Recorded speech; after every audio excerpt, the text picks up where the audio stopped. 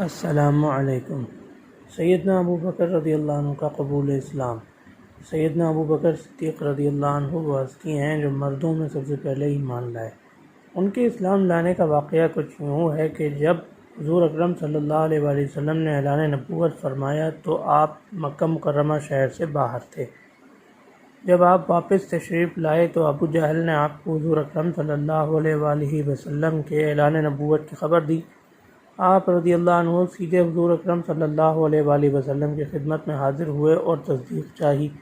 حضور اکرم صلی اللہ علیہ وآلہ وسلم نے نہ صرف تصدیق فرمائی بلکہ انہیں اسلام کی دعوت بھی دی۔ حضرت ابو بکر رضی اللہ عنہ بلا چون و چرا اسی وقت مسلمان ہو گئے۔ یہ تھا حضرت ابو بکر صدیق رضی اللہ عنہ کے قبول اسلام کا مختصر واقعہ۔ اللہ حافظ۔